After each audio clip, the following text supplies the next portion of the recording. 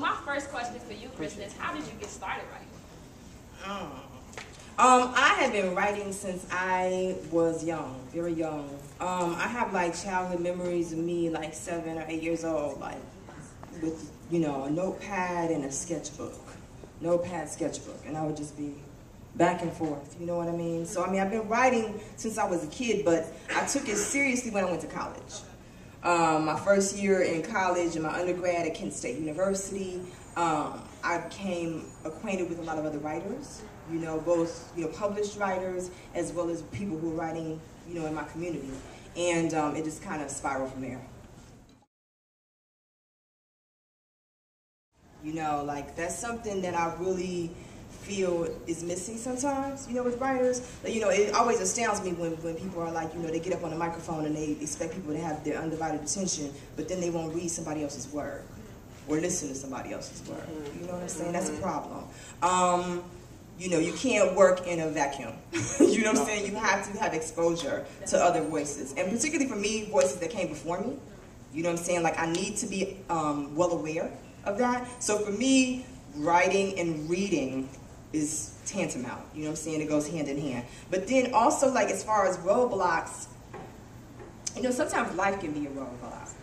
You know? So it's like, it's really very vital that if you're calling yourself something, that you be in the active place of doing that thing, right? So if you're calling yourself a rapper, then you need to be constantly writing and rapping, like nonstop. If you're calling yourself a writer, then you need to be writing all the time.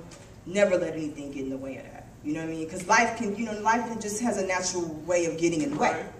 Right? You know what I'm saying? Like, I mean, we all know things get in the way, you know, things happen, you know, that's life, you know, so you have to learn how to manage that and still, like, be on your path, you know.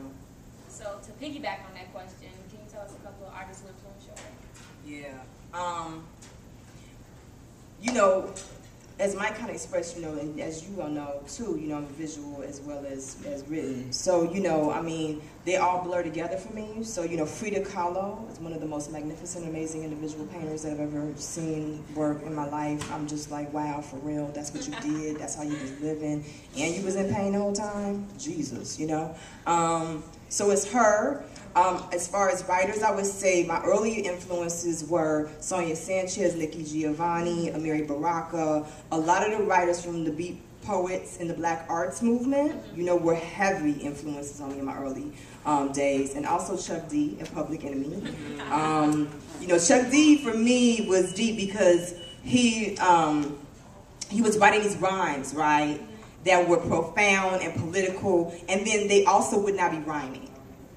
You know what I'm saying? Like when you read a Chuck D lyric, like sometimes it does not rhyme at all. Like none of it is rhyming. And I was like, oh, wow, that's not rhyming. That's ridiculously ill. And they also taught me how to like use my voice as a weapon, because he does that. You know, it's like when you hear his voice, you know it's Chuck D. You know what I mean? It's like, here it is, damn! You know what I mean? Like, that's Chuck, you know what I mean? Like, you can't get away from it. So, I like that, you know, that he used his voice as like this masterful weapon, you know?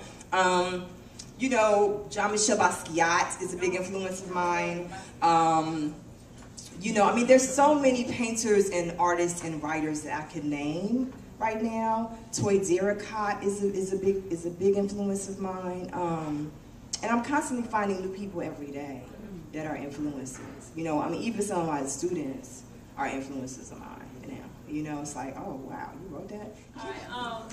So I've definitely been around you while you creating some of your work. So what I want to know, when creating your literature, as far as like poems and your collages and stuff like that, do you have any specific approach when creating, you know, any collages, technique, you know, visual art, visual or poems? Yeah.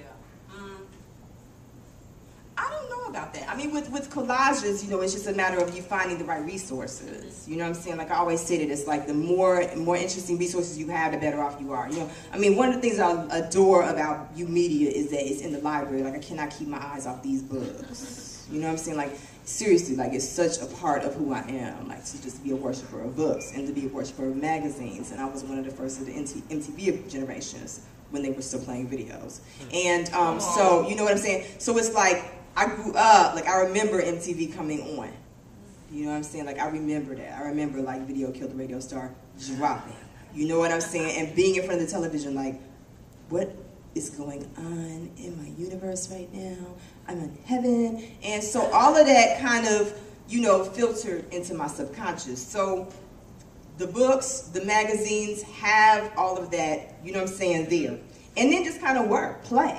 You know what I'm saying? Like, all writing and all art is playing, really. Take yourself back to when you were a kid and you didn't care. You just grabbed a crayon and was like, you know what I'm saying? That's what I'm going to do today. You know what I mean? Like, that's what it's about. You know, and in the play comes sometimes genius. Right. The more you're at it. Genius does not happen overnight. You know what I'm saying? Like, you have to work for that. You know what I'm saying? And that's something that it took me a long time to recognize, you know, because I'm an eternal youth. And I thought, and I also, you know, again, instant generation, you know, we like it just like right now. We wanted it yesterday. You know what I'm saying? But you have to work at it. You know, you have to be dedicated to it. So that's the only thing that I would say is, like, you know, the approaches come from the play. And everybody kind of has to make up their own rules in that play. You know what I mean? Yeah. You know, but being dedicated to it. My other questions were, as far as your poetry and your visual ideas, what kind of connection do you see between those? Yeah, I feel like they're both visual. You know what I'm saying? Because I feel like poems are pictures painted with words. Definitely. You know, I say that all the time. I mean, you know, the best poems are the pictures painted in words. You know, I always quote Toni Morrison. You know what I'm saying? Like, you know, painters, she said, painters have all of these paints and this array of colors at their disposal, right, to make a picture. You know, writers only have the alphabet. Love that shit. You better. You know what I'm saying? That's Toni Morrison. You know what I'm saying? So, like, you know, all we have is the alphabet to paint these pictures. You know, and so that's what you're doing, you know, when you're at your peak. You know what I'm saying? Is you're painting the pictures with words. So there's not, I mean, for me, the visual art and the poetry are both visual, you know. Like, I'm trying to capture images and pictures.